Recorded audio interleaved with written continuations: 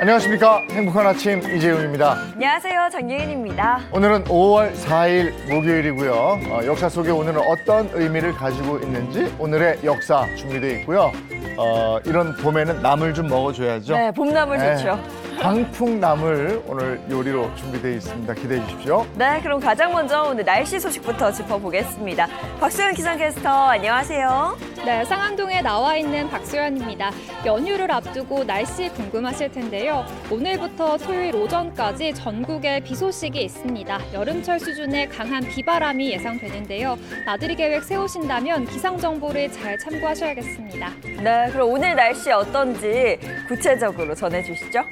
네, 오늘 나오실 때는 우산을 꼭 챙기셔야겠습니다. 현재 제주와 전남에는 비가 내리고 있는데요. 특히 제주에는 시간당 20mm 안팎의 세찬 비가 쏟아지며 호우특보가 발효 중입니다. 퇴근길 무렵이면 전국에서 비가 내리겠습니다. 예상되는 비의 양은 제주 산간에 400mm 이상, 남해안과 지리산 부근에 최대 150mm, 서울 등 수도권을 비롯한 중부지방에도 120mm 이상의 많은 비가 내리겠습니다. 또 비가 내리는 동안에는 벼락과 돌풍도 동반될 텐데요. 비 피해 없도록 주의하셔야겠습니다.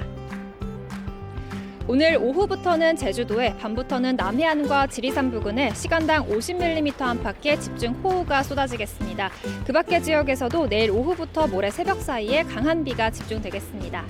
이 시각 현재 기온 살펴보겠습니다. 서울은 16.2도, 대전은 15.9도, 대구는 16.6도 가리키고 있습니다. 오늘 한낮에 서울은 26도로 어제와 낮 기온 비슷하겠고요. 남부지방은 광주 20도, 부산은 21도에 머물겠습니다. 전국적으로 강한 바람과 함께 해상에서는 높은 물결도 예상되는데요. 항공기나 선박 이용하신다면 미리 운항 정보를 꼭 확인하셔야겠습니다. 지금까지 날씨 전해드렸습니다.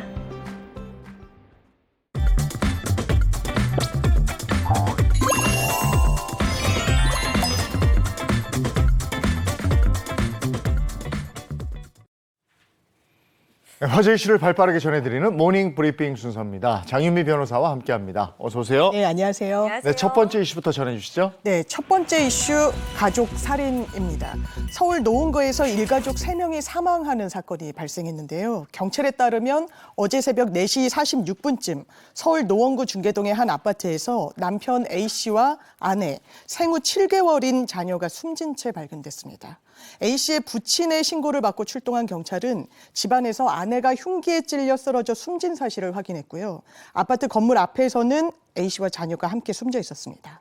A씨는 범행 직전 부친에게 내게 잘못한 게 있다. 그동안 고마웠다는 내용의 문자 메시지를 보낸 것으로 알려졌는데요.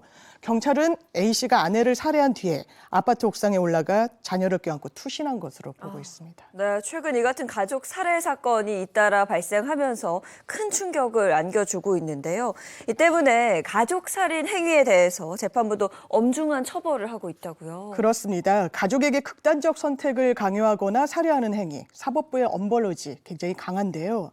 지난달 광주고법은 4억 원 사기를 당한 뒤에 비관하다가 두 딸을 살해한 후 극단적 선택을 시도한 50대 여성에게 징역 12년을 선고했습니다. 재판부는 경제적으로 어려운 상황에서 사는 것보다 자녀를 살해하고 죽는 게 낫겠다는 범행 동기는 도저히 어떤 경우에도 정당화될 수 없다고 판단했습니다. 또 지난해 7월에는 서울 금천구 시흥동의 다세대 주택에 살다가 생활고를 이유로 두 아들을 살해한 뒤 극단적 선택을 시도했던 40대 여성에게 징역 20년이 선고됐는데요. 재판부는 태어난 순간부터 귀중했던 자녀들이 꿈을 펼쳐보지도 못하고 영문도 모른 채 더더군다나 믿고 따랐던 엄마 손에 소중한 생명을 빼앗겼다고 판단하면서요.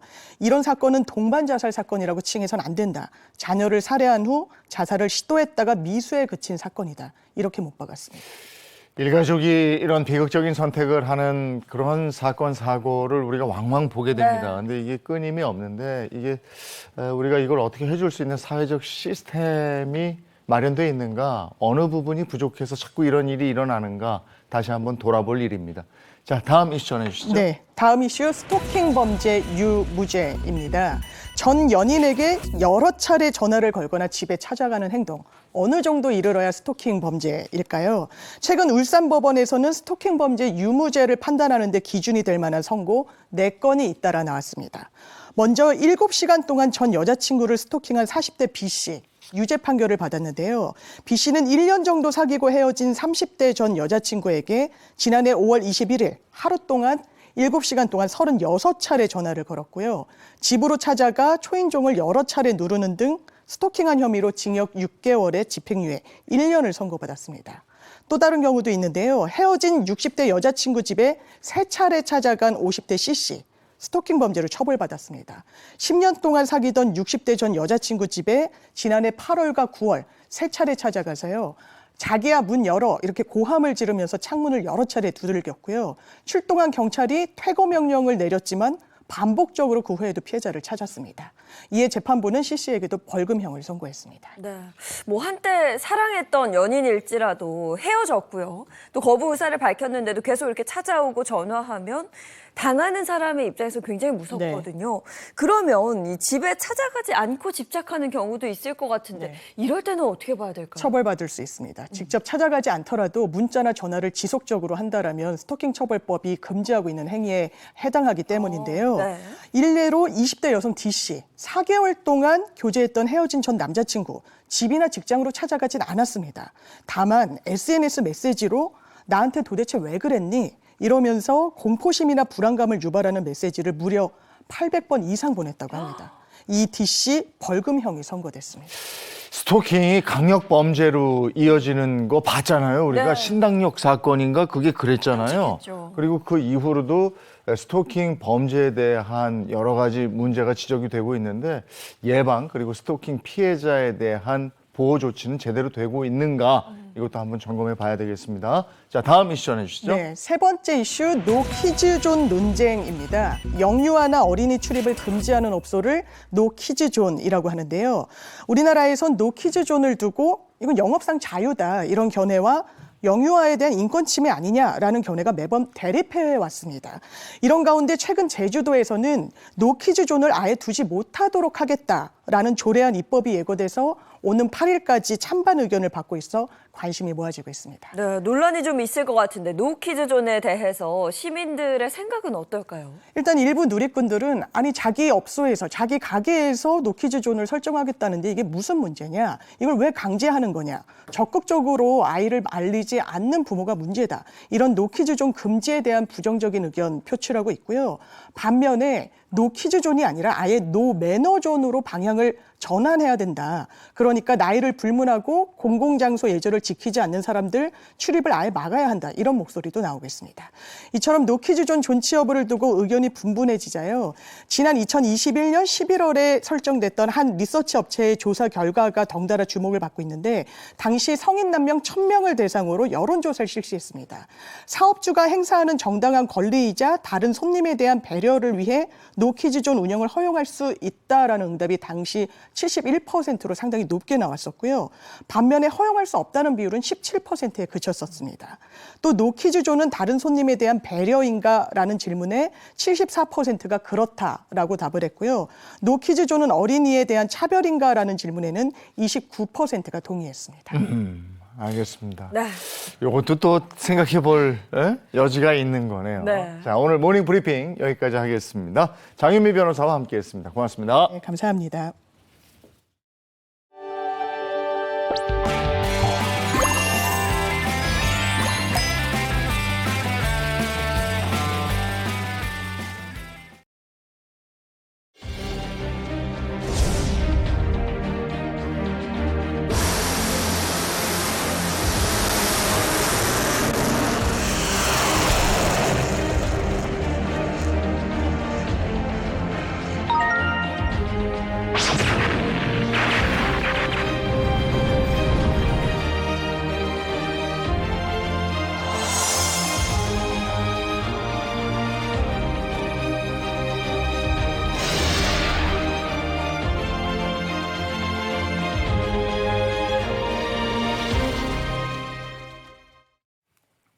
역사 속에 오늘은 어떤 의미를 가지고 있을까? 오늘의 역사 시간입니다. 개그맨 정철규 씨 어서 오세요. 네, 따스한 봄바람처럼 살랑살랑 다가가겠습니다. 개그맨 정철규입니다. 반갑습니다. 네. 반갑습니다. 우리를 역사 속으로 이끌어 주실 역사학자 이익주 교수님 반갑습니다. 네, 안녕하세요. 오늘도 재밌는 역사 이야기를 함께할 역사학자 이익주입니다. 네, 오늘은 먼저 언제로 돌아갑니까? 1623년 음력 3월 12일로 갔습니다. 어떤 얘기 해주시겠습니까? 네, 지난 5월 1일이 음력 3월 12일이었습니다. 지금으로부터 꼭 400년 전인 1623년 음력 3월 12일에는 조선의 국왕 광해군을 몰아내고 인조가 새 왕으로 된 인조 반정이 일어난 날입니다. 인조 반정 이거 교과서에서 많이 보신 그 말일 텐데요. 네. 여기서 반정이 뭘까요? 기억납니다. 왕을 몰아내고 새 왕을 세우는 거. 이게 반정 아니에요? 네, 왕을 몰아내고 새 왕을 세우면 그건 반역이라고 하고요. 네, 왕이 정치를 아주 잘못할 때, 네. 잘못해도 너무 잘못할 때 신하들이 그 왕을 쫓아내는 것을 반정이라고 반정. 합니다. 네네. 돌이킬 반, 바를 정, 바른 정치로 되돌아간다 이런 뜻이 있는 거죠. 신하가 임금에게 충성을 다하는 것은 마땅한 도리인데 반대로 임금이 신하의 말을 듣지 않고 자기 마음대로 정치를 하게 되면 이 신하에게는 그 임금을 몰아낼 수 있는 권리가 생기는 거죠. 조선에서는 연산군을 몰아낸 중종반정, 광해군을 몰아낸 인조반정 두 번의 반정이 있었습니다. 그런데 광해군이 과연 반정으로 몰아낼 만한 그런 왕이었을까요? 그러니까요. 우리가 연산군은 뭐 폭정을 하고 거의 뭐 정신 나간 왕으로 하나 알고 있는데 그래서 그랬다. 근데 광해군은 마땅히 뭐가 있어요? 그러니까 이게 보면은 광해군이 원래 적정자가 아니었기 때문에 왕위를 네. 지키는 것조차도 힘들었다고 저는 알고 있는데 근데 어떻게 하다가 이분이 이렇게 좀 왕이 됐는지도 궁금합니다, 저는. 네, 그 얘기부터 해보죠. 광해군은 선조의 서자, 후궁의 아들이었습니다. 그래서 대군이 되지 못하고 광해군이 된 거죠. 하지만 선조에게는 다른 적자, 그러니까 대군이 없었어요. 그래서 광해군은 뭐 별탈 없이 왕자로 대우를 받고 심지어는 임진왜란이 일어나서 선조가 의주로 피난을 갈 때 만일의 사태에 대비해서 후계자를 미리 정합니다. 그래서 세자를 정할 때 그때 광해군이 가장 능력 있고 적합한 사람이라고 해가지고 세자가 됩니다. 실제로 임진왜란 중에 광해군은 강원도, 평안도, 함경도 등지를 돌아다니면서 민심을 다독거리고 의병을 또 독려하고 이러면서 세자의 역할을 아주 충실히 수행을 합니다. 자, 아주 좋은 세자, 다음 왕이 좋은 왕이 되겠구나 하는 기대를 받기까지 하는 거죠. 네.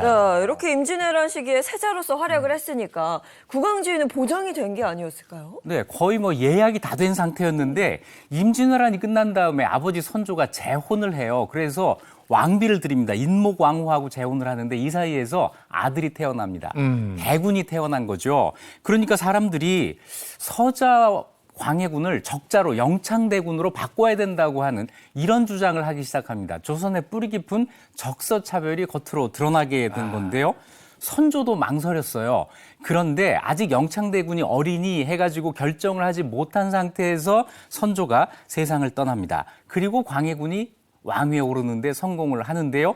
광해군은 이렇게 세자를 바꾸자고 했던 그 논란, 여기에서 아주 충격, 정신적인 충격을 받고 이게 트라우마가 됐던 것 같습니다. 아하. 그러니까 본인은 장자도 아니고 적자도 아닌데 여기서 적자인 동생이 태어났으니까 그 두려움이 공포가 됐을 것이다. 뭐 이렇게 추측해 볼 수 있겠네요. 네, 그렇게 어렵게 왕위에 오른 광해군은 왕이 되자마자 자기에게 반대한 사람들을 쫓아내기 시작합니다. 그리고 그게 좀 과했어요. 자기하고 그 세자 자리를 경쟁했던 이복 동생 예. 영창대군을 죽이기까지 합니다. 그리고 영창대군의 어머니, 자기에겐 계모가 되는 거죠. 이 인목대비를 폐비해서 경운궁에 가둬버려요. 이렇게 어머니를 폐하고 폐모, 동생을 죽였다, 살제, 폐모 살제라고 하는 것이 인간으로서의 폐륜으로 인식이 되었고 왕이 폐륜을 하면 어떻게 해야 되느냐, 그 왕은 쫓아내야 된다. 이런 공감대가 퍼지면서 반정이 일어나게 됐던 겁니다. 아, 그러니까 자신의 왕권 강화를 위해서 가족까지 죽인 폐륜의 왕이다.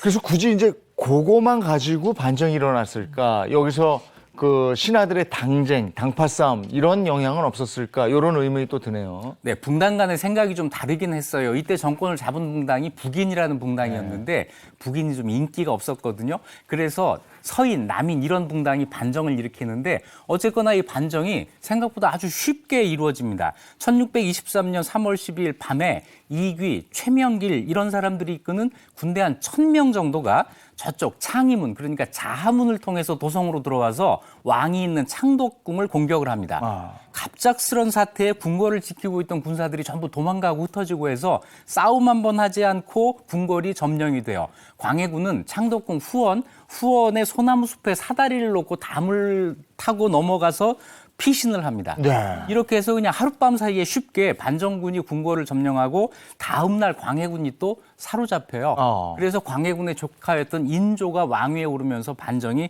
성공을 하게 됩니다. 네, 좀 하루아침에 광해군하고 인조의 운명이 바뀐 건데 조금 아쉬운 거는 광해군이 이 외교 정책도 참 잘 폈고 여러 가지 실효성 있는 정책들을 잘했단 말이죠. 네, 광해군 하면 외교인데요. 이것 때문에 이 폐위되는 게 좀 아깝다고 한 이런 평가가 있습니다. 자, 광해군이 왕으로 있을 때 그때가 임진왜란 끝나고 중국에서 명나라가 쇠퇴하고 여진족이 세운 후금이 막 강성해질 때거든요. 자, 명나라가 후금과 이 전쟁을 하게 되니까 조선에 사람을 보내가지고 임진왜란 때 우리가 도와줬으니 이젠 너희가 우리를 도와줄 차례야. 이래서 도움을 요청을 합니다. 신하들도 대부분 거기에 동의를 해요. 우리가 은혜를 갚아야지 뭐 이렇게 하는데 국왕이었던 광해군의 생각은 달랐습니다. 지금 두 나라가 싸우고 있는데 누가 이길지 모르겠다는 거예요. 네. 그런데 만일에 명나라 편들었다가 후금이 이기게 되면 그 뒷감당을 어떻게 할 것이냐 이런 걱정을 한 거죠. 그건 뭐 정치가라면 왕이라면 당연히 해야 될 걱정이에요. 그래서 광해군은 최대한 편하지 않게 중립을 지키면서 실리를 추구하려는 이런 노력을 했습니다. 아, 이게 외교죠. 그렇죠. 아무리 우리나라를 도왔다 하더라도 명나라가 쇠퇴하고 있었기 때문에 그냥 무작정 편을 들기는 좀 어려웠을 것 같고요. 국왕으로서는 당연히 했었어야 될 그런 처사가 아니었나 싶습니다. 맞아요. 그 결과를 놓고 보면 후금이 이기거든요. 네. 그러니까 결국은 이 광해군이 선견지명이 있었다라고까지 이야기할 수가 있는 거죠. 감이 좋네요. 예. 네, 그렇지만 이 광해군의 중립외교는 명나라에 대한 은혜를 저버리는 것이다. 이렇게 이제 생각이 된 거고 특히 광해군에게 반대하는 사람들, 광해군에게 쫓겨나고 했던 사람들에게는 폐모살제와 더불어서 이것도 패륜이다. 해가지고 이게 반정의 명분이 된 거죠. 결국은 인조 반정으로 광해군의 이런 중립 외교도 사장이 되고 폐기 처분되고 이제는 새로운 위기가 또 닥치는 거죠. 전쟁이 일어납니다. 인조반정 4년 뒤에 후금이 조선을 공격해서 정묘호란이라는 게 일어나는데 여기에서 조선이 패배해요. 그런데 그 뒤에도 조선은 친명 정책을 포기하지 않았습니다. 그래서 정묘호란 9년 뒤에 병자호란이 일어나고 남한산성의 비극이라는 거 있죠. 인조가 남한산성으로 들어갔다가 결국 거기에서 항복을 하고 성 밖으로 나와서 청나라 황제 홍타이지에게 절을 하면서 항복을 하는 이런 참극이 일어납니다. 그때 홍타이지가 맘먹기에 따라서는 조선이 없어질 수도 있었어요. 이건 정말 우리 역사에서 굉장히 위험한 순간이었습니다. 그래서 중립 외교를 추구했던 이 광해군의 이 정책, 이것이 재평가를 받게 되는 것이고 반대로 인조 반정에 대한 평가도 극과 극을 오가게 되는 거죠. 지금 우리 외교가 굉장히 중요한 순간입니다. 좋은 정치, 좋은 외교 이 두 가지가 우리에게 지금 꼭 필요합니다. 예, 우리나라의 현실에서 시사하는 바가 있네요. 네. 예. 자, 다음 역사로 가보겠습니다. 언제로 갑니까? 1886년 5월 1일로 갔습니다. 어떤 얘기 해주시겠습니까? 5월 1일은 전 세계가 기념하는 노동절, 영어로는 메이데이, 우리나라에서는 근로자의 날이죠. 지난 월요일 날 연휴로 하루 쉬셨죠? 네. 네, 1886년 5월 1일이 바로 이 노동절 탄생의 신호탄이 오른 날입니다. 그 출발지는 미국이었습니다. 당시 미국은 자본주의가 급성장하면서 자본가들, 기업들은 성장하는 반면에 노동자들은 굉장히 참혹한 현실이었다고요? 네, 맞습니다. 다른 나라와 마찬가지로 미국에서도 산업 발전의 최대 공로자, 동시에 최대 희생자가 노동자들이었어요. 당시 미국 노동자들 일주일에 7일 동안 일을 했습니다. 아이고. 네, 하루도 쉬지 않고 하루도 못 일을 했어요. 쉬었네. 네, 7일 동안 일하고 하루에 12시간 이상을 일을 했어요. 그런데도 보수는 형편없어서 하루에 1달러 정도로 턱없이 부족했고 야. 이 부족한 수입을 보충하기 위해서 집안의 부인, 그다음에 어린 자녀들 온 가족이 나가서 일을 해야 되는 이런 상황이었습니다. 그런데 그것도 쉽지 않은 게 이민자들이 막 밀려오고 있었거든요. 자, 여러 가지 안팎의 어려움을 노동자들이 다 겪고 있었던 거죠. 네, 아니 그렇게 힘들게 일하고 네. 돈은 못 받고 이 노동자들의 분노가 쌓일 수밖에 없었겠는데요. 네, 그래서 오늘 이야기하는 날로부터 2년 전 1884년 5월 1일 날 미국에서 방직 공장 노동자들이 하루 8시간 노동제를 지켜달라 하면서 첫 재행위를 시작을 했습니다. 그리고 2년 뒤인 1886년 5월 1일 날 미국 전역에서 대대적인 총파업이 일어납니다. 무려 11,500개가 넘는 공장에서 35만 명의 노동자들이 모여서 하루 8시간 노동 이걸 부르짖으면서 시카고의 헤이마켓 광장에 집결을 하는데요. 시민들이 지지하는 가운데 시위가 평화적으로 이루어졌어요. 그런데 사흘째 되던 날 경찰이 발포를 합니다. 그래서 노동자 4명이 사망을 했고 아이고. 흥분한 이 시위 쪽 군중 쪽에서 누군가가 경찰에게 다이너마이트를 던져서 폭발을 해요. 이러면서 이제 사태가 걷잡을 수 없이 막 커지는 거죠. 경찰이 무차별 사격을 발포를 했고 노동자들뿐 아니라 주변에 있는 시민들까지 희생되는 참극이 발생합니다. 그러니까 처음에는 이제 8시간 노동 시간을 보장해 달라고 이제 평화 시위를 하다가 경찰 쪽에서 해산시키려고 발포를 하니까 이게 격해지게 된 거네요. 네. 네, 근데 오히려 경찰은 발포 책임보다 폭탄을 투척한 범인을 잡겠다고 이렇게 나서요. 그래서 노동운동가 여러 명을 체포를 하고 그중에 8명을 재판에 회부를 했고 그중에 또 4명이 사형이 집행이 됩니다. 자, 이래서 이 사태는 이제 진정이 된 것처럼 보였지만 이 헤이마켓 사건은 이후 노동절 지정의 신호탄이 되는데요. 1889년이 프랑스 대혁명 100주년이 되는 해였어요. 이때 세계 노동자 대표들이 파리에 모여서 제2 인터내셔널이라고 하는 것을 결성하는데 그러면서 5월 1일을 세계 노동절로 결정을 하게 됩니다. 그럼 우리나라도 이때부터 5월 1일이 근로자의 날이 된 겁니까? 네, 그때는 아직 우리나라에 노동자, 근로자라는 개념이 없었어요. 우리나라에서는 식민지 시기이던 1923년 5월 1일에 지금으로부터 꼭 100년 전이죠. 조선노동총연맹 주도로 첫 번째 노동절 기념식이 열렸고 그 이후 일제 탄압에도 불구하고 계속 노동절 기념을 했습니다. 그러다가 광복 후인 1958년에 이승만 대통령이 한국 노총 창설 기념일인 3월 10일을 노동절로 지정을 했고 이걸 박정희 대통령 때 명칭을 노동절에서 근로자의 날이라고 바꿨습니다. 그때만 해도 노동이라고 한 말을 기피하고 있었거든요. 네. 그리고 매년 근로자의 날 기념행사를 했는데 1970년 근로자의 날 기념행사 뉴스가 있습니다. 한번 보시죠. 조국 번영에 앞장선 근로자의 날 제12회 근로자의 날을 맞이해서 서울에서 있은 기념식입니다. 이 자리에 참석한 박정희 대통령은 조국 근대화의 성패가 수출 정대에 크게 좌우되고 있는 이때 근로자들의 꾸준한 노력이 중단 없는 경제 건설과 올해 수출 목표 10억 달러 달성을 좌우하는 열쇠라고 말하고 근로자들의 인내와 용기로서 계속 분발해 줄 것을 당부했습니다.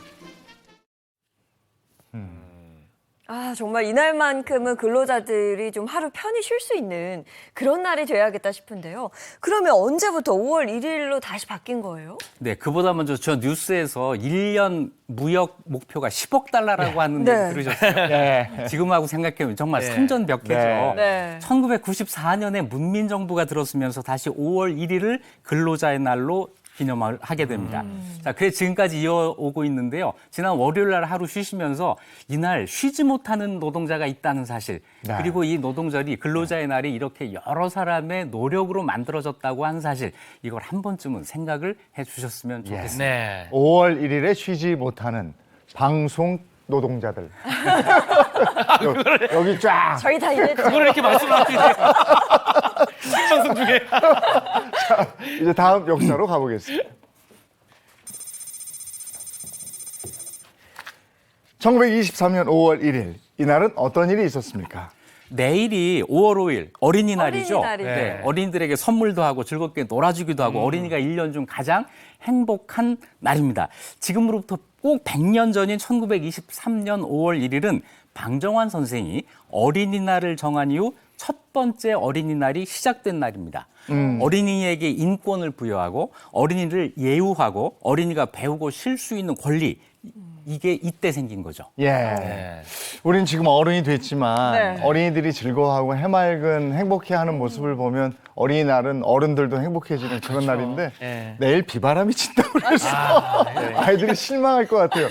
원래 5월 5일이 어린이날이었나요?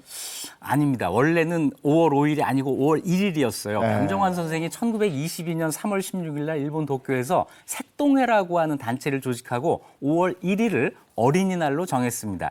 제1회 어린이날 신문 광고 보면 날짜가 1923년 5월 1일로 돼 있어요.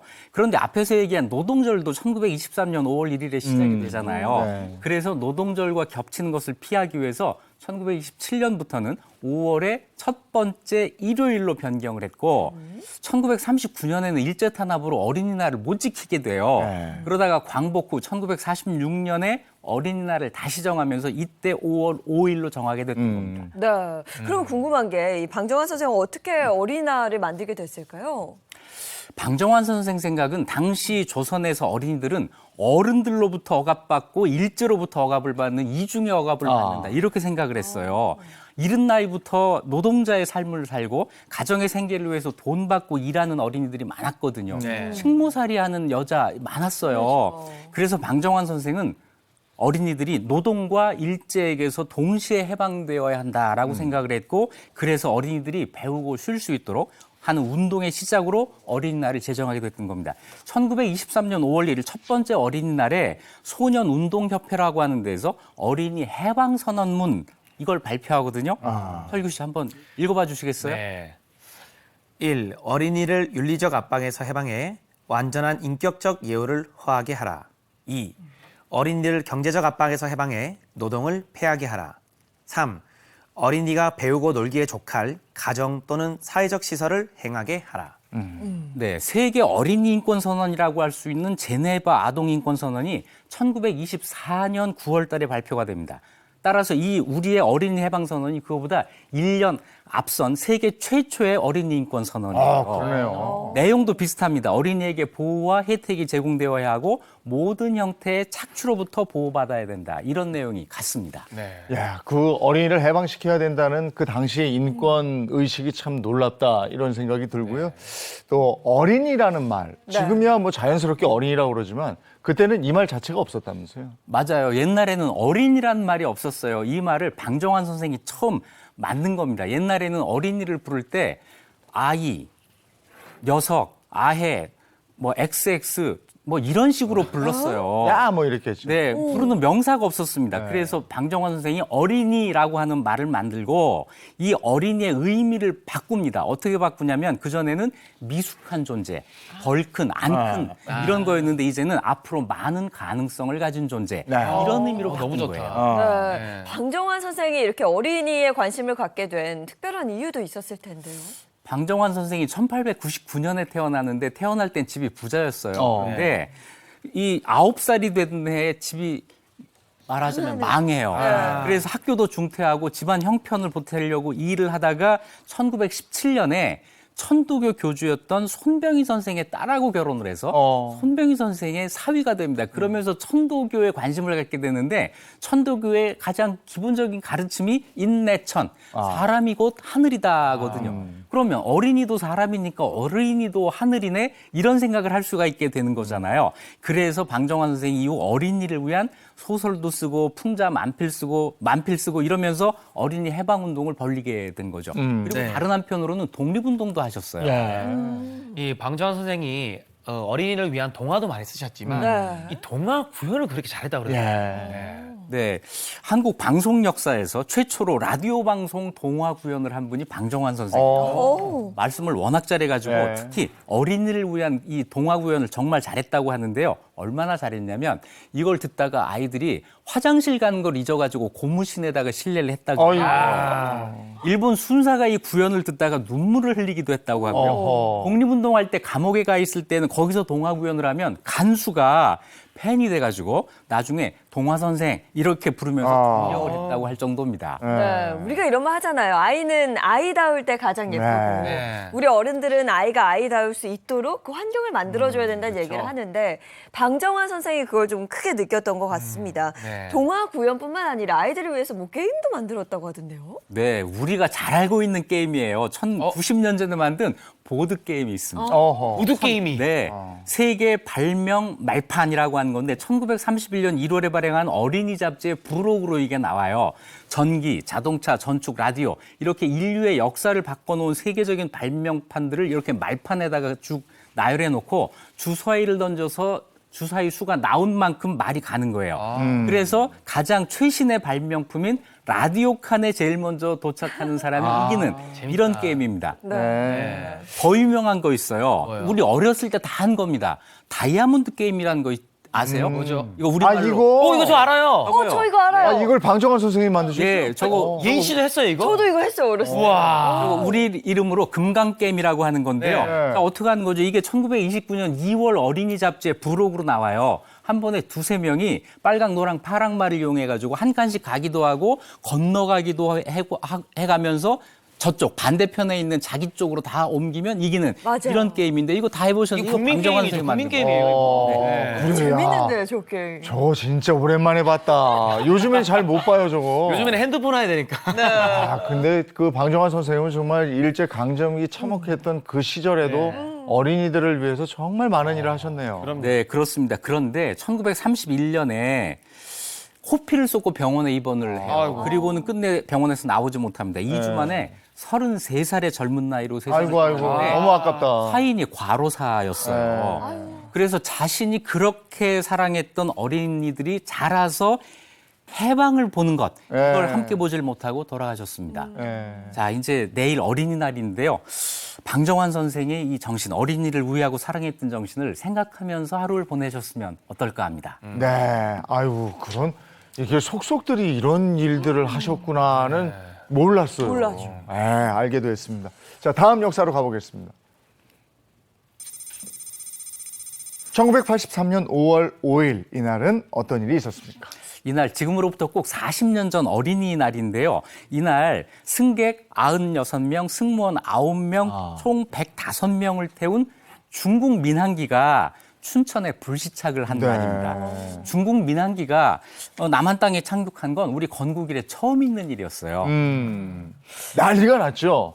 그때는 중공이라고 얘기할 저희 아버지 때였는데, 중공이라 부르셨어요. 예. 네. 근데 그 비행기가 소위 얘기해서 적국의 비행기가 네. 우리 땅에 내렸으니 얼마나 놀라고 막 그 이거 실제 상황이라고 경보 올리고 막 그랬다는 거 아니에요. 아니 근데 궁금한 게 저 당시가 우리 한국하고 중국이 외교를 안 할 때거든요. 네. 근데 오토 가다가 중국 민항기가 우리나라 춘천에 갑자기 불시착을 하게 된 건지. 네, 비수교국인데다가 6.25 전쟁 때 중국군이 우리 군대를 보냈잖아요. 네. 그래서 적성 국가이기도 했어요. 게다가 우리 그때만 해도 반공이 국시다 해가지고 공산주의 국가에 대해서 굉장히 적대적인 관계를 갖고 있었는데 이런 시기에 중국 민항기가 한국으로 넘어온 겁니다. 그 이유는 대만으로 망명을 하려고 했던 납치범들 때문이에요. 중국 선양에서 상하이로 가던 중국 국내선 비행기에서 납치범 6명이 비행기를 납치하고 대만으로 가자 이렇게 요구를 합니다. 그런데 기장이 생각할 때 대만으로 가면 안 될 것 같단 말이에요. 그래서 기지를 발휘해요. 기지를 발휘해요. 그러면 뭐 한국으로 가야겠다 이렇게 생각했을까요? 아니었을 것 같은데. 네, 기장 생각은 자기와 승객들이 무사하려면 북한으로 가야 되겠다 생각을 해요. 그래서 북한으로 가는데 기장은 평양 국제 비행장 우에서로 이제 비행기를 돌리는데 북한에서 이걸 몰라요. 그래서 이제 공항 주변을 선회하는데 먼저 납치범들이 여기가 아니네. 알아차렸어요. 알아차려요. 그래가지고 다시 협박을 해가지고 한국으로 방향을 돌리게 됐던 겁니다. 그러면 적성 국가의 비행기가 우리나라에 오는 거잖아요. 이 상황을 미리 알고 있었습니까? 네, 한국군은 이 비행기가 평양 상공을 선호할 때부터 알고 있었다고 해요. 레이더로 탐지를 했고 이것이 남쪽으로 내려와서 휴전선으로 접근하자 전투기를 바로 보냅니다. 여기끼리 이제 전투기가 호위해가지고 춘천에 있는 미군 비행장으로 불시착을 시키는데 이게 군용 비행장이다 보니까 활주로가 짧아요. 네. 그래서 아주 위험한 상황에서 가까스로 착륙에 성공하는데 활주로를 벗어나서 잔디밭에 겨우 비행기가 멈췄습니다. 이날이 어린이날이었어요. 어린이날 서울, 경기, 강원 지역에 공습경보가 울리고 라디오에서는 계속 실제 상황이라고 네. 방송이 나오고 전투기 2대가 춘천 상공을 막 지나가고 하니까 사람들은 정말 전쟁이 난 줄 알고 무서워했죠. 그랬겠죠. 네, 그랬겠죠. 그랬어요. 하지만 이제 뉴스를 보고 이것이 중국 민항기가 불시착한 거로구나. 이걸 안 다음부터는 해방 후 처음 보는 중국 사람들. 아하. 이 사람들을 보면서 아주 신기해했어요. 아, 그랬군요. 네, 이게 근데 활주로도 짧았고 이거 벗어나면은 주변에 있는 민간인들이 또 다칠 수가 있었단 말이죠. 근데 아무튼 불시착하고 잘 했다니까 다행인데 승객들은 안에 있는 분들 어떻게 좀 무사했나요? 네, 아주 다행히도 부상자가 없이 총상을 입은 2사람의 승무원 빼고는 모두 무사했습니다. 자, 우리 정부는 이 불시착한 중국 승객들을 서울로 이동시켜서 당시 최고급 호텔에 숙박시키고 용인 자연농원, 관광을 시켜줬네. 네, 동물원, 남산타워, 서울대학교 규장각, 아하. 백화점, 시장 구경 다 시켜주고 예. 돌아갈 때는 컬러 TV까지 가슴에 하나씩. 이 정도면 패키지 아닙니까? 패키지. 아니 그러니까 대한민국이 이 정도 됐다 이걸 보여준 거야. 맞습니다. 그때 체제 경쟁이 극심했잖아요. 네. 그때 중국 사람들에게 대한민국의 발전상을 보여줄 절호의 아하. 기회로 삼았던 거죠. 역시 우리나라는 또 따스한 정 아니겠습니까? 네. 관광도 시켜주고 뭔가 한중 관계 개선의 지렛대 역할로 이 사건을 활용을 한 걸로 볼 수 있는데 결국 그러면 한중 교류까지 이끌어낼 수 있었던 거네요. 아마 그 출발점이 됐다고 할 수가 있죠. 사건 네. 발생 후에 중국 대표단이 한국으로 와서 승객과 비행기의 중국 송환 문제를 협의합니다. 한국 전쟁 후 30년 만에 대한민국과 중화인민국공화국 대표가 한 테이블에 앉게 된 거예요. 중국은 이 승객은 중국으로 돌려보낸다. 이건 쉽게 합의가 됐는데 문제는 납치범 처리 문제였어요. 네. 중국은 납치범들을 범죄인으로 간주해서 자기들에게 돌려달라 이렇게 주장을 했지만 우리는 대한민국의 법으로 재판을 하겠다 이렇게 주장을 해서 우리 뜻대로 관철을 시킵니다.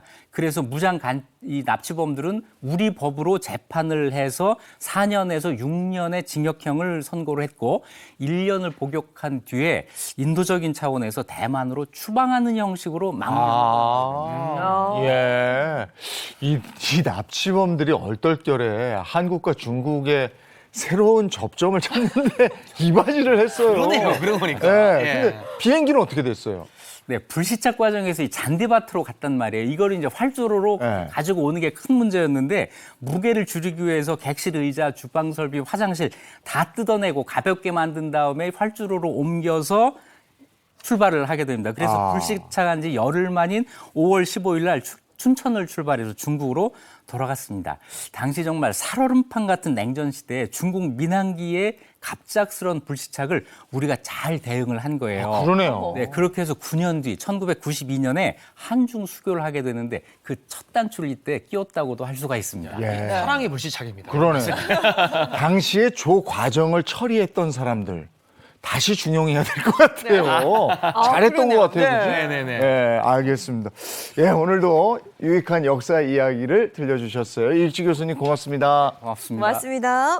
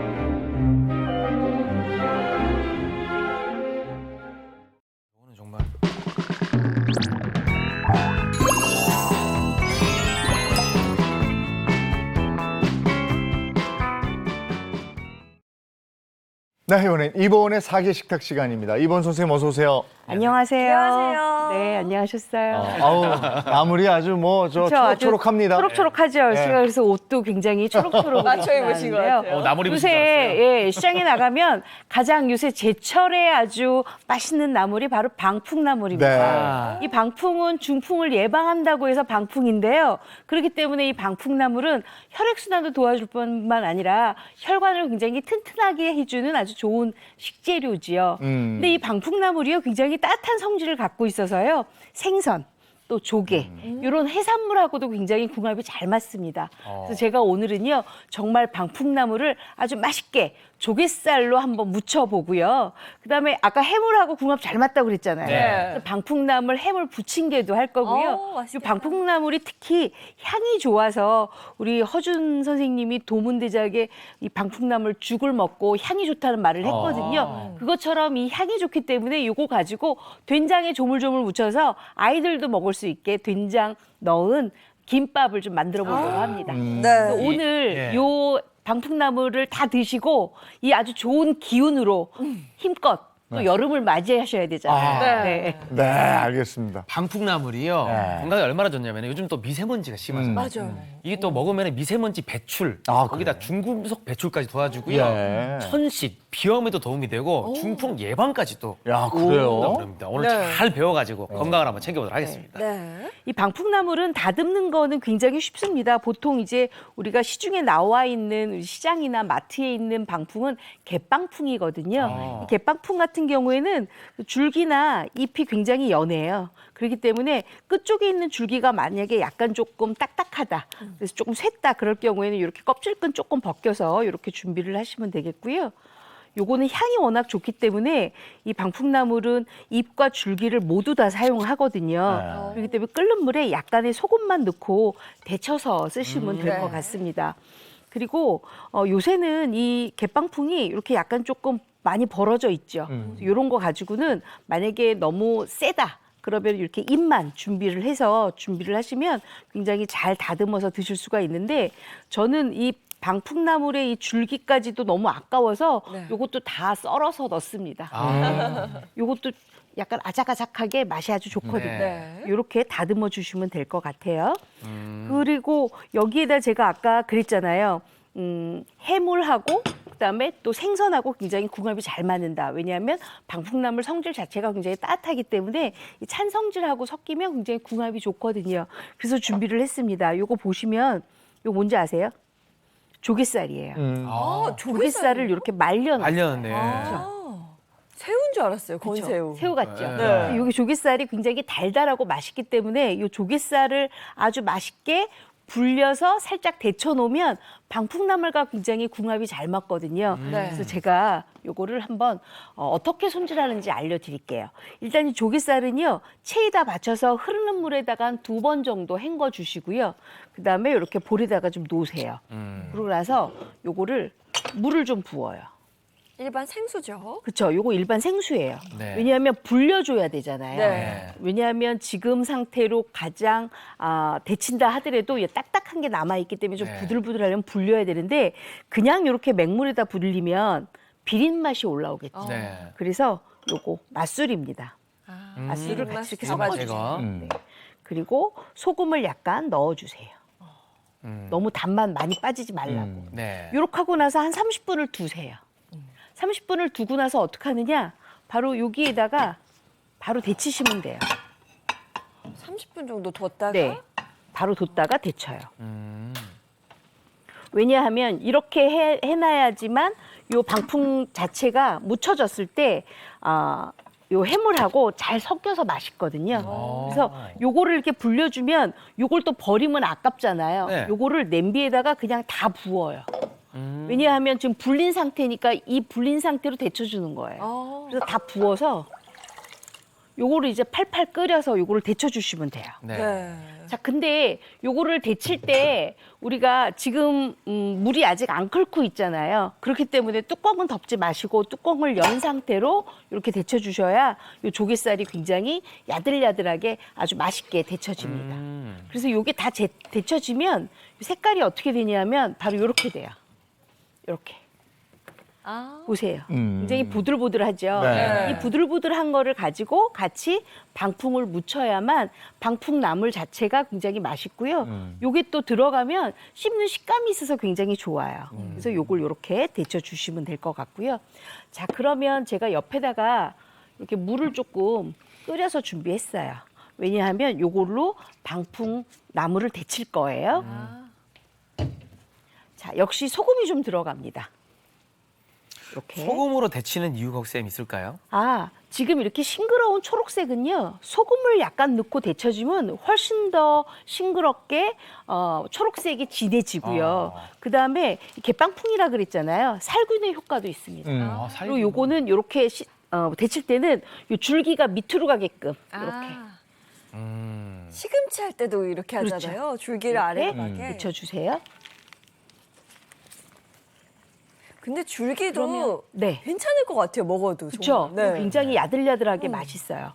이렇게 이제 데칠 건데 보통 이제 이 방풍나물은 얼마나 데치냐 하면 사실 슬쩍 데쳐도 괜찮거든요. 왜냐하면 방풍나물을 이렇게 데치고 난 다음에 팬에 한번 볶아줘도 굉장히 맛있어요. 근데 오늘은 조갯살하고 굉장히 무치기만 할 거기 때문에 팬에다가 볶진 않을 거예요. 그렇기 때문에 여기서 충분하게 데쳐주는데 시간을 말씀드리자면 보통 이제 초보 주부님들은 그러면 얼마나 데쳐야 되는지가 굉장히 궁금하잖아요. 맞아요. 네. 이렇게 제가 줄기째 넣었어요.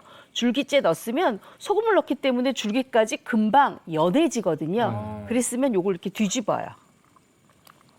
한번 위아래를 네, 바꿔주는 뒤집어요. 거죠. 네. 뒤집어서 보통은 한 1분 정도 데쳐주면 아주 딱 좋아요. 우리 시금치도 보통은 한 1분 정도 데쳐주면 굉장히 단맛이 많이 나오듯이 이 개빵풍도 마찬가지예요. 방풍나물도 이렇게 1분 정도 데쳐서 준비를 하시면 돼요. 네. 자, 그럼 이제 이렇게 다 준비가 됐으면 좀 건져 볼게요. 네. 방풍나물이랑 조갯살이랑 만나면 어떤 맛일까요? 일단 뭐 제철나물을 먹는 자체가 벌써 건강이니까. 그쵸. 예. 맛도 근데 제일 나물 저렇게 하고 조갯살하고가 어울리더라고요. 오. 굉장히 맛있어요. 네. 요게 딱 지금 먹어야지만 아주 맛있는 그런 궁합이에요. 이렇게 해서 데쳐서 찬물에다가 얼른 넣어주세요. 찬물에다가 얼른 넣어주시고 이 찬물에다가 얼른 넣었으면 열기를 빼주셔야 돼요. 네. 왜냐하면 열기를 안 빼면 이게 나중에 누래지거든요. 열기를 빼고 난 다음에 찬물에 한 번 더 아우, 헹궈요. 서로서로하다. 네. 이렇게 해서 온탕냉탕 왔다 갔다 하면 피부가 탱탱해지듯이 사람도 그럼 또 그렇잖아요. 피부 좋아요. 방풍나물도 나물도 그러네. 나물 할 때 보면 진짜로 그런 것 같아요. 네? 색깔도 훨씬 더 초록초록 네. 예뻐지고 뭔가 살아나는 것 같죠. 예. 자, 우리 철규 씨 미안하지만 나와서 요 냄비 조금만 내려주실래요? 네네네. 죄송해요. 아니, 미안할 게 뭐가 있습니까? 예. 또 불조수인데 또. 내려만 주세요. 네. 자, 이렇게 됐으면 이제 방풍나물을 제가 밑에다 내려놔 주세요. 무치면 되는데 제가 방풍나물을 1분간 삶아야 되는데 지금이 생방송이잖아요. 네. 1분간 다 못 삶잖아요. 그래서 방풍나물을 제가 1분 동안 삶아온 걸 이렇게 준비했어요. 아. 1분 기다리면 방송 초과해요. 네. 자, 그러면 요거를 이렇게 놔요. 저는 조갯살이 아무래도 약간 짤룩짤룩 하잖아요. 그러니까 요것도 이렇게 한번 숭숭숭 잘라줘요. 아. 이렇게 잘라서 이렇게 담아주세요. 큰 볼에 담고. 네, 담아주시고 요거를 이제 제가 무칠 건데 네. 이렇게 올려놓고 조갯살을 같이 넣으세요. 그리고 이제부터 넣는 순서가 굉장히 중요해요. 왜냐하면 조갯살하고 이 방풍나물하고 같이 섞이려면 양념이 잘 돼야 되거든요. 네. 일단 고추장 먼저 넣어주세요. 고추장. 맛이 기대가 돼. 됐다. 그리고 고춧가루 넣어주시고요. 이렇게. 간장도 넣어주세요. 이렇게. 그래서 우리나라 전통의 맛인 간장, 고추장, 고춧가루가 다 넣은 거예요. 네. 그랬으면 여기에다가 이제 다진 마늘 하고요. 그렇죠. 마늘 들어가줘야죠. 네, 다진 파 하고요. 여기까지만 이렇게 넣어요. 그리고 약간의 단맛이 조금 있어야 좋거든요. 그래서 매실청을 좀 넣어주세요. 자, 이렇게. 어떤 분이 저한테 선생님이 매실청을 조금 자주 쓰시던데 매실청이 없는 분들은 그럼 어떻게 하면 되나요? 하고 올려놓으셨더라고요. 네. 그래서 제가 올리고당을 조금 넣으시면 좋다고 말씀을 드렸거든요. 근데 이런 나물에는 사실 매실청이 더 좋아요. 그래서 요새 어머님들이 청들을 좀 많이 담아 놓으니까 매실청 같은 거 준비하셨다가 이렇게 넣으시면 훨씬 더 도움을 받을 수가 있어요. 자, 이렇게 조물조물 묻혔어요. 그랬으면 고춧가루랑 고춧가루에 그 색깔이 완전히 이렇게 퍼지게 이렇게 좀 만들어주세요. 고추장도. 아, 맛있겠다. 나물은 이렇게 금방 묻혀놓은 거 잡수셔야 맛있거든요. 이렇게. 그래서 이제 할 일이 있어요. 여기다가 약간 새콤해야 돼요. 식초? 네, 식초예요. 그리고 물엿 조금 넣고요. 그리고 저는 식초 넣은 데다가 참기름을 아주 조금만 넣어요. 그러면 훨씬 더 고소한 맛이 많이 나거든요. 네. 이렇게 해서 버무려 주세요. 아우, 저 때 옆에 서 있으면은 야금야금 옆에서 다 먹는 건데. 맛본다고 하면서. 다 비벼보면 얼마 없어. 맞아. 자, 이렇게 해놓고 이제 마지막에 제가 여기에다가 간이라고는 국간장 하나밖에 안 넣었잖아요. 네. 그래서 소금을 약간 넣어야 돼요. 소금 2분의 1 작은 술, 그다음에 깻가루 한 큰술 이렇게 넣어주세요. 깻가루까지 들어가면 완성이죠, 뭐. 자, 이렇게 해서 이제 완성이 다 됐어요. 네. 아우, 맛있겠다. 그리고 어머님들이 나물이 왜 맛있는지 아세요? 어머님들 나물이 이렇게 손맛이에요. 조물조물. 묻히는 네. 묻히는 손맛. 요게 아주 빠락빠락 조물라줘야지 요게 양념이 잘 배어들거든요. 네. 요거를 이제 다 됐으니까 그릇에다 좀 담아볼게요. 네. 향 나한테 왔어, 지금 향이. 적절한 악력. 응? 네. 그렇죠. 또 과하지 너무 이러면 않고. 또 안 돼요. 아, 항상 그 이렇게. 더도 덜도 말고가 제일 힘든 거. 적절한. 예. 적절한 기준이 없잖아요. 예. 아, 지금 향이 이렇게 향 스튜디오에 왔어. 확 나한테 왔어, 지금 들어오는데. 향이. 야, 나중엔 저 이렇게 요리하는 한국 음식을 요리하는 로봇은 못 나올 것 같은 게 아, 네. 우리 음식은 조물조물이 있단 말이야. 그죠. 근데 저 로봇의 이 악력을 어떻게 조절할 거냐? 그렇죠. 이거 조물조물이 이거 안 되죠. 안 되죠. 안 되죠. 자, 그래서 이제 요게 됐으면 잠깐만요. 아직 네? 잡수시면 안 돼요. 네. 아니에요? 왜냐하면 요거를 그냥 잡수시면 심심하잖아요. 네. 그렇죠? 김밥하고 같이 잡수셔야 맛있잖아요. 그렇기 때문에 제가 아까 데쳐놓은 거는 너무 덜 데쳤기 때문에 미리 제가 데쳐왔다고 말씀드렸잖아요. 네. 요거 가지고 된장을 넣고 한번 조물조물 묻힌 다음에 네. 밥에다가 같이 할 건데 요거 하기 전에 해야 될 게 있어요. 뭐냐 하면 우리가 이제 그 김밥을 만들 때 김밥 양념을 어머님들이 하시죠. 네. 밥에다 양념을 하시죠. 저도 그걸 먼저 알려드리려고 그래요. 제가 좀 아까 밥을 해왔어요. 이렇게 아, 또 귀여운 또 나왔네요. 네. 밥을 금방 해왔거든요. 요거를 이렇게 볼에다가 좀 담으세요. 따끈할 때 바로 하네. 네. 왜냐하면 따끈할 때 양념을 해야 나물 양념이 들어갔을 때 훨씬 더 궁합이 잘 맞거든요. 이렇게 넣어주세요. 아, 예전 소풍 때 어머니 새벽에 일찍 일어나서 저 김밥 싸면 거기서 그냥 이렇게 통으로 들고 먹던 그 맞아요. 맛이 있어요. 네. 요렇게 밥이 됐으면 요거에다 이제 양념을 하는데 우리가 오늘 방풍나물은 된장에만 넣을 거잖아요. 그렇기 때문에 된장 하나밖에 안 들어가기 때문에 여기에 들어가야 되는 게 있어요. 바로 요거 진간장이에요. 진간장. 그리고 참기름이에요. 아, 김밥에 참기름. 무조건이죠. 무조건이죠. 그다음에 여기에다가 깻가루를 좀 넣어주세요. 아. 요것만 해도 맛있잖아요. 네. 그렇죠? 그래서 요거를 이렇게 비벼요. 아, 김밥은 저 밥에 양념이 어떻게 되느냐도 굉장히 중요해요. 네. 아. 맛있겠네요. 야, 저 김 비벼주세요. 모락모락 올라오는 거 봐. 요것만 먹어도 맛있겠죠. 그럼요. 네.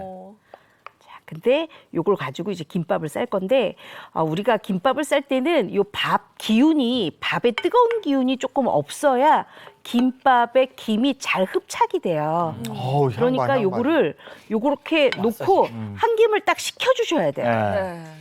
향이 훅 들어오네. 맛있겠다. 많이 힘듭니다, 지금.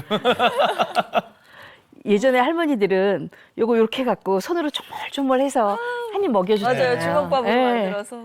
자, 이렇게 해서 요거 이제 준비를 해놓으세요. 이렇게 준비를 해놓고 저희는 뭘 하냐 하면 바로 김발을 하나 준비를 하세요. 이렇게 김밥 준비해 놓고 제가 미리 밥을 좀 준비해 놨어요. 네. 아, 또 식혀야 되니까. 그렇죠. 네. 그리고 김을 하나 놓으세요. 이따가 이렇게. 근데 우리 김 놓을 때도 어머님들이 김이 우리 예인 씨 아세요? 이 몰라요. 김이 저 약간 방향이 헷갈려요. 만질만질한 데 있죠. 만질만질한 데가 위로 가야 아니 아래로 가야 돼요. 아래로. 그리고 거친 데가 위로 올라가야 돼요. 왜냐하면 거칠어야지만 밥이 잘 흡착이 되잖아요. 아. 그래서 요거에다가 잘 흡착을 시키려면 참기름을 손에다 이렇게 발라서 이렇게 좀 한번 문질러 주세요. 저걸 몰랐네, 네. 또. 저정성이 있었네. 아.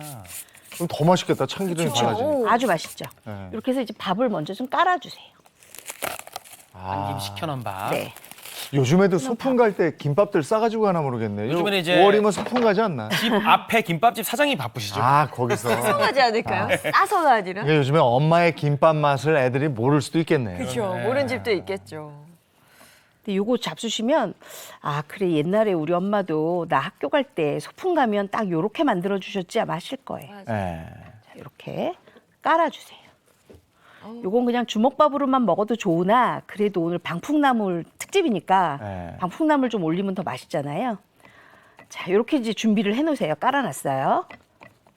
깔아놨으면 이제 방풍나물 묻혀야 되잖아요. 네. 제가 방풍나물을 여기 갖다 놨는데 요 방풍나물을 가지고 제가 한번 묻혀볼게요. 뭘로 묻히느냐? 바로 된장으로 묻혀요. 어. 여기 카메라가 이렇게 한번 보이시겠죠? 아까 방풍나물 조개살 무침을 저기다 넣어도 맛있을 것 같아요. 아, 여기에요? 양념된 네. 거를. 오, 그래도 되겠네요. 방풍나물 김밥에 넣을 거는 방풍나물을 자르지 않아요. 아, 길게 놔야 되니까. 예전에 시금치 넣듯이. 그렇죠. 네. 그리고 여기에다가 딱 요것만 넣으세요. 된장. 참기름 된장. 아니 참기름 안 들어가요. 아닙니까? 참기름 네. 발랐으니까. 아. 요번에는 들기름이 들어가요. 들기름이요? 들기름과 참기름의 합작품이에요. 이야. 나물에는 또 들기름이 좋죠. 맛있는 기름 다 들어가네요. 예. 이렇게 해서 조물조물 요거 묻혀주세요. 들기름이 또 우리 건강에도 그렇게 좋다면서요. 맞아요. 그래서 간 맞춤이 돼야 되니까 이렇게 해서 요것만 이렇게 묻혀요. 그래서 밥간은 아까 간장으로 해서 먹고 네. 그다음에 방풍나물은 된장 맛으로 먹고 이렇게 해서 제가 여러분들 한번 드렸는데 네네. 네. 잡숴 보실래요? 아, 예, 예. 김밥이 이거 있어요? 먹어도 돼요? 네, 요 앞에 있는데. 김밥 최근에 끄트머리. 김밥 먹고 싶었거든요. 들기름도 들어가고 참기름도 들어가고. 맛있다. 방풍나물 김밥 제대로인데? 그렇죠. 네. 저는 이렇게 해서 요걸 같이 이렇게 마를 거예요. 이렇게 놓고. 저는 이 방풍이 향이 참 좋네요. 예. 이게 별다른 재료가 들어간 게 아닌데 향 자체만으로 진짜 맛있네요. 그렇죠. 여기다가 이제 나물도 같이. 맞아요. 자, 이렇게 됐으면 요거 가지고 예전에는 이렇게 나물김밥을요. 이렇게 싸면 마지막에 참기름 하나 이렇게 딱 놓고 맞물려요. 이렇게 옆구리 터지지 않도록 이렇게 잘 맞물려 놓고 이렇게. 그리고 마지막에 어떻게 하느냐? 지금 그렇게 잘라서 제가 드렸잖아요. 옛날에 김밥은 나물김밥은 이렇게 해서 먹어야죠. 이렇게 맞아. 들고 먹게끔 이렇게 아까 준비해 얘기한 게 놓으셨죠. 저거예요. 그렇죠? 이거 한번 잡숴 보실래요? 네. 이거 지금 금방 한 건데. 어우, 이거 어떻게 돼? 자, 이렇게 해서 잡숴 보세요. 우리 재용 아나운서 한번 철규 씨랑 드셔보세요. 옛날 어머니가 해주던 스타일이야. 김밥은 이렇게 들고 딱 먹어야 비슷해요. 돼요. 그렇죠. 딱 그렇게 잡숫고 그렇게 잡수셔야지 굉장히 맛있죠. 너무 맛있어. 그래요? 어때요? 금방 한 거잖아요. 확실히 또 다르죠. 금방 한 거는. 감성이 나죠, 감성이. 오. 이거 찍어 먹은 거. 김이 바삭해. 김이 바삭하네요. 이게 바로 한 거니까. 그리고 조개살 같은 경우에도 왜 이제 해산물이랑 잘 어울린다고 하신지 알 것 그렇죠. 같아요. 알 것 같죠. 방풍나물 향이랑 이 네. 해산물이랑 맞아요. 궁합이 진짜 좋아요. 야, 이거 진짜 굴이 맛있네요. 너무 좋네. 이게 방풍이 균형 있으면 향이 너무 센데 네. 적당한 향이 있으니까 너무 좋아요. 그렇죠. 자, 그랬으면 이제 그거 잡수시면서 우리는 뭘 해야 되냐면 바로 부침개를 하나 붙여야 돼요. 지금 방풍나물 이렇게 준비가 돼 있잖아요. 방풍나물은 이렇게 준비가 돼 있으면 요거를 이제 알맞게 썰어주세요. 알맞게 칼로 썰어주세요.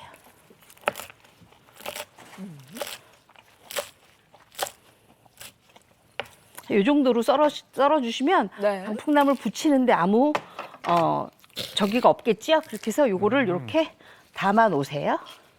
맨날 이제 부침개는 부추로만 주로 해 먹어서. 근데 이 방풍나물이 향이 워낙 좋기 때문에 네. 부침개로 하면 좋은데 제가 아까 그랬잖아요. 방풍나물이 따뜻한 성질이 있기 때문에 해산물하고 잘 맞는다. 어울린다. 그래서 여기에 뭘 하느냐? 제가 보리새우를 하나 준비했는데 이게 지금 잔새우거든요.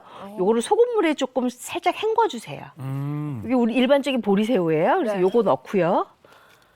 그다음에 요거 지금 다져놓은 저거예요.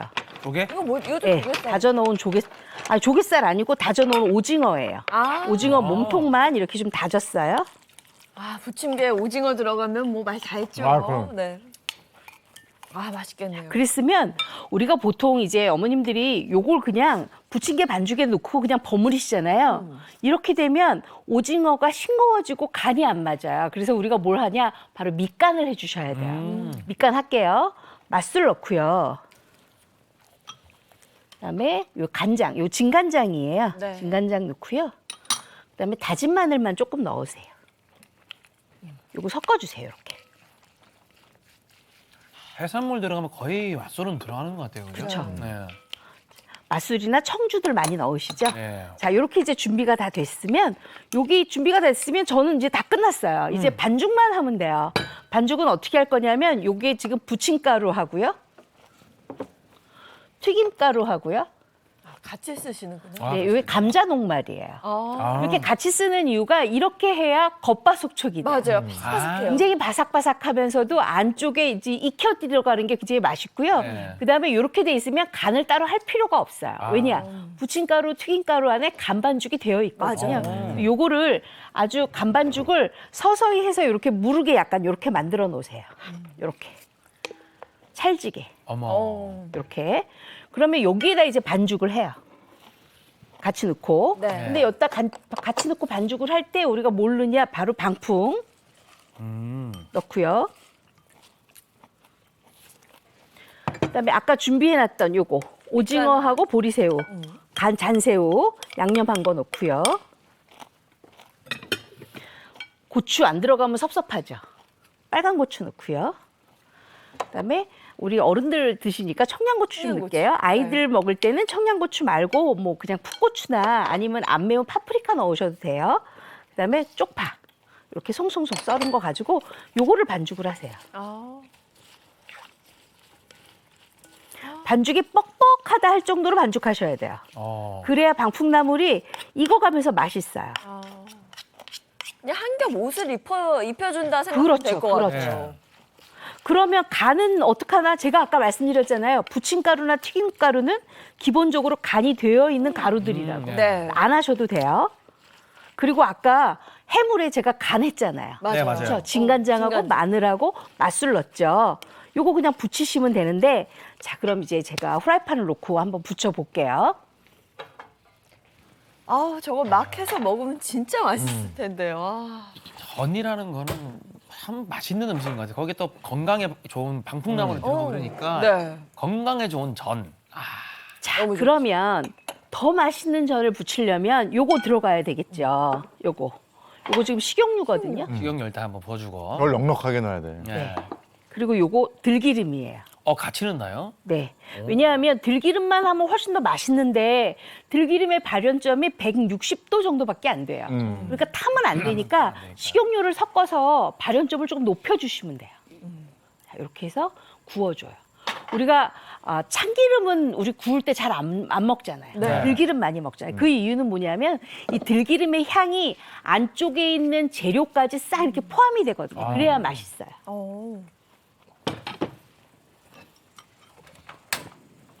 제가 오늘 3개를 하니까 복잡해요. 그러네요. 네. 네. 저희는 너무 좋은데 맛있는 거 많이 먹고. 자, 이렇게 됐으면 요거 그냥 방풍나물 가져다가 이렇게 해서 넓게 펼치세요. 방풍나물 제대로 먹어보네요. 지글지글 소리 나오죠. 맛있다. 야, 딱이네. 아, 이제 또 오늘부터 비 온다 그러잖아요. 아, 비 올 때 저거죠. 네, 막 방풍나물 붙이는 날씨 맞춰가지고 그죠? 오늘 비 오잖아요. 그러니까 요거 준비하셨다가 비 오네? 그럼 빨리 이렇게 해서 방풍나물 전 하나 붙여야 되겠다. 이렇게 하시면 되겠죠. 제가 또 제일 좋아하는 사자성어가 또 겉바속촉이거든요. 네, 또 기대가 됩니다.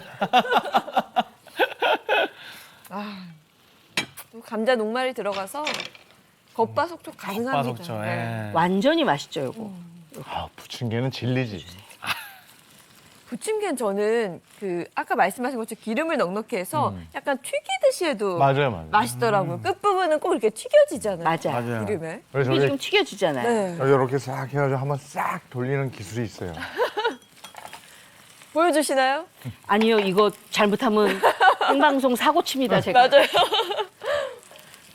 왜냐하면 오징어를 잘게 썰었기 때문에 아. 자칫하면 오징어가 날릴 수가 있어요. 이렇게 해서 구울 거고 저는 옆에다가 이렇게 미리 조금 맛있게 해놨어요. 아, 그렇죠. 아우.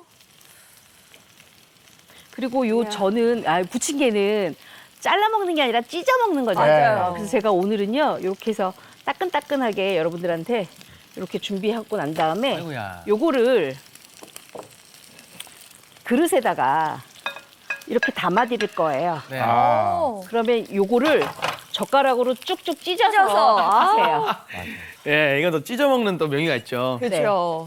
자, 여기 또 네, 놓고 예인 씨가 전설의 젓가락. 야, 맛있겠다, 맛있겠다. 이거는 이렇게 잡고 한번 찢어보세요. 이렇게 찢어야죠. 그렇죠. 네. 어머, 뚝뚝 어머. 이렇게. 네. 아, 뭐 야. 너무 좋죠. 이렇게 찢어가지고 먹으면.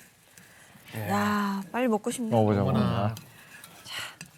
전이 찢었습니다. 한번 드셔보세요. 이거 딱 삼겹살 크기로 그죠? 예. 어떠세요? 방풍나물의 향이 확 올라오죠? 오징어하고 섞이니까 또 다른 맛이 나네요. 그렇죠. 근데 제가 오징어만 넣은 게 아니라 잔새우를 좀 넣었잖아요. 네. 잔새우의 고소함 때문에 오징어가 훨씬 더 쫄깃쫄깃하고 맛있거든요. 이번에는 해물 향이 좀 더 강하게 올라오니까 그렇죠. 또 다른 맛이 있네요. 맞습니다. 야, 그리고 이 줄기가 하나도 억세지가 않고 연해요. 그렇죠, 연하죠. 네, 연해서 근데 식감은 또 주면서. 너무 맛있네요. 야, 이거 대박인데. 이거 오징어 이렇게 잘게 썰어가지고 넣는 것도 좋은데요? 네. 오징어를 너무 크게 썰면 방풍나물하고 안 섞이거든요. 그래서 잘게 썰어 넣어야 방풍나물하고 같이 섞여서 씹는 식감도 좋고 방풍나물의 향도 그득하게 잘 느끼실 수가 있습니다. 야, 오늘 나물전 괜찮다. 그러니까요. 방풍나물에 대해서 오늘 진짜 모든 요리 다 먹어본 것 같아요. 향도 너무 좋고 부침개로도 일품이네요. 네. 방풍을 할 수 있는 건 다 한 것 같은데요, 오늘? 그렇죠. 거의 다 했죠. 방풍 반만 뺐는데 그건 네. 제가 작년에 해드린 것 같아요. 네. 아, 맛있어. 레시피 한번 보겠습니다. 지금 꼭 먹어야 할 봄나물, 제철 방풍나물 특집. 오늘 알려드릴 메뉴는 방풍나물 조갯살 무침과 방풍나물 해물 부침개, 방풍나물 김밥입니다. 방풍나물 조갯살 무침부터 만들어 볼까요? 먼저 끓는 물에 소금을 넣어 방풍나물을 데치고요. 찬물에 헹구어 물기를 꼭 짜주세요. 마른 조갯살은 생수와 맛술에 30분을 불려줍니다. 조갯살 불린 물에 소금을 넣어 끓여서 불린 조갯살을 데치고요. 찬물에 헹궈주세요. 이제 방풍나물과 조갯살을 국간장, 고춧가루, 고추장에 버무립니다. 여기에 다진 파, 다진 마늘, 물엿과 식초를 넣어 무치고요. 소금과 참기름, 깻가루를 뿌리면 방풍나물 조갯살 무침 완성입니다. 방풍나물 해물 부침개도 어렵지 않아요. 방풍나물은 씻어서 물기를 털고 듬성듬성 자르고요. 잔새우는 소금물에 헹궈 건지고 손질 오징어는 몸통만 잘게 썰어줍니다. 해물은 국간장, 다진 마늘, 맛술을 넣어 밑간하고요. 부침가루, 튀김가루, 감자 녹말에 생수를 조금씩 부어 걸쭉한 반죽을 만들어주세요. 여기에 방풍나물, 잔새우, 오징어, 쪽파, 고추를 넣어 반죽하고요. 팬에 식용유와 들기름을 반씩 두르고 반죽을 앞뒤로 붙여주면 방풍나물 해물 부침개도 완성입니다.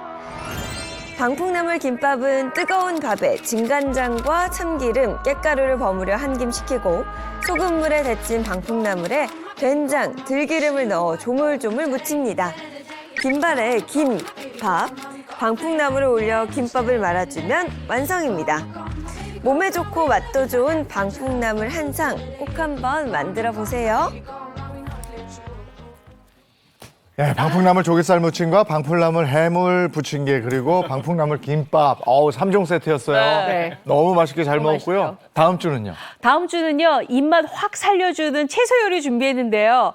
자박 오이 물김치 하고요. 깻잎 멸치 지짐이 준비했습니다. 네, 많이 하셔도 좋습니다. 네. 그거 해놓으면 또 든든하죠. 아이, 그쵸. 네. 네. 알겠습니다. 오늘도 맛있게 먹고 다음 주 기대하겠습니다. 네, 고맙습니다. 고맙습니다.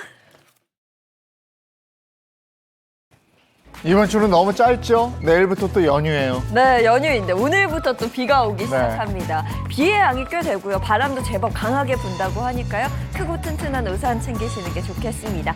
좋은 하루 보내시고요. 저희는 내일 아침 7시 30분에 돌아오겠습니다. 행복한 아침, 행복한 하루 되십시오. 고맙습니다. 고맙습니다.